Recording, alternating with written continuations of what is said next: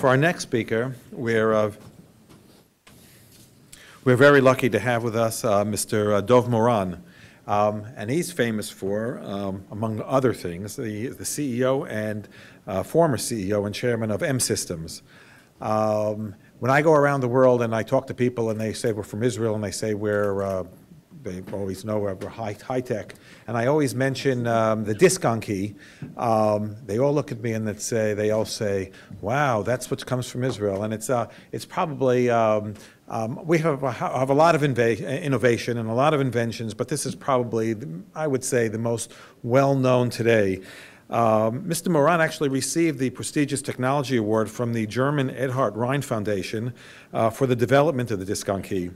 This award is considered the Nobel Prize of Computing and Technology. And just so you should know, on a sidebar, where Mr. Moran actually donated the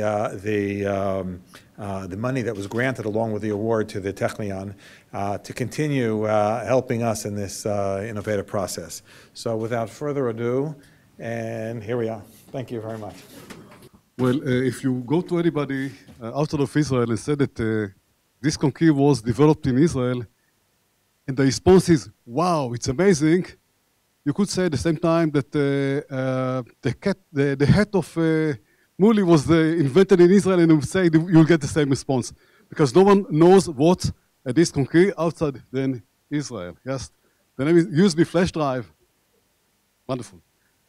Okay, I was the lucky guy. Yes, that's right. I'll talk a little bit about Brazil business, how to do business in Brazil, in South America. Maybe first about Brazil. Clearly, doing business with Brazil people is amazing because they are the most nicest and friendliest business people existing. Thank you. But it's not easy to do business in Brazil. That's the other side. First of all, if we talk about the hardware, you need to understand that in Brazil, Brazilian government wants that Brazilian people will buy products manufactured in Brazil.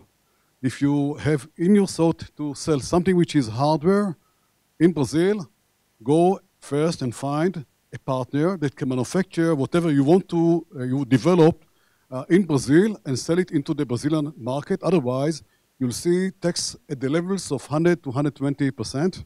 Am I right? And by the way, maybe the same thing should apply to Israel, but I'm not offering it. It's great for the country. I'm not sure it's great for the people.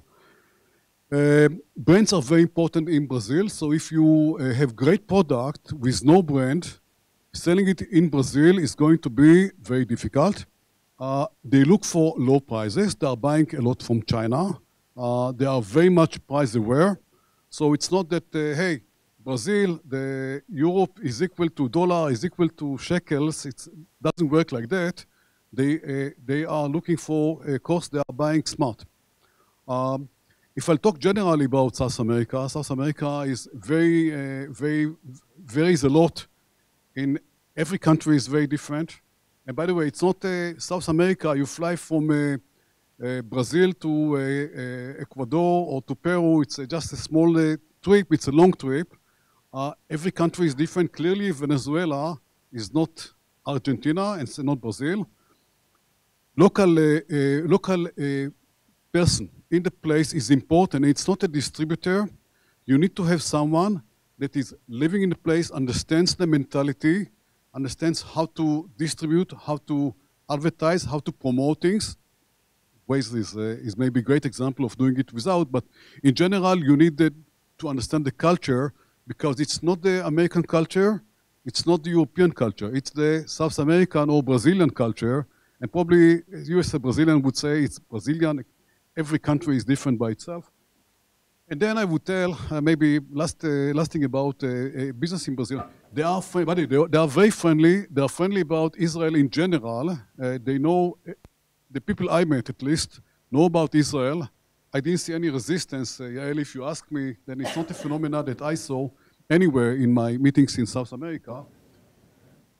But maybe the last comment that I have about selling in South America, if you want to sell, I think that most of the people here want to sell, consider whether South America should be the first market to go to because it's far away, it's difficult, it's different culture, they are smart buyers, they we look for the brands which generally we Israelis don't know how to create brands. Generally, Europe is shorter trip and much more obvious. Clearly, if you already sold to Europe and you sold to US, and I say Europe before US, and to Southeast Asia, clearly don't ignore the South American market. It's a great market, it's a large market, and you have to be there as well. Maybe I'll finish with one story.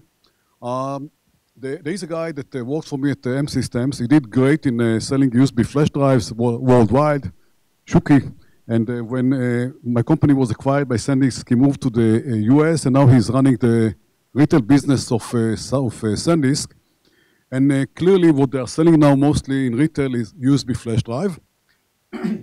So I met him several months ago, and I thought that USB flash drive are already dead. Means who is using USB flash drive when we have those kind of things, and emails and whatever, and phones.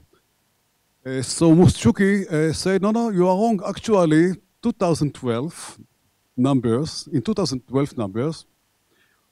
the revenues from USB flash drives were the largest ever. I said, how can it be? He said, it's very simple. They grew in South America. South America got to see that there is such a product, USB flash drive. There is a delay. So the delay is that only in the last years, the USB flash drive, which were huge in the States, huge in Israel and other countries, just get into South America recently and became there a very popular product. So there is some time. But it's a great market as well, and it's such a great market that it succeeded to actually make the sales of USB flash drive the largest ever. Okay, thank you very much and great success.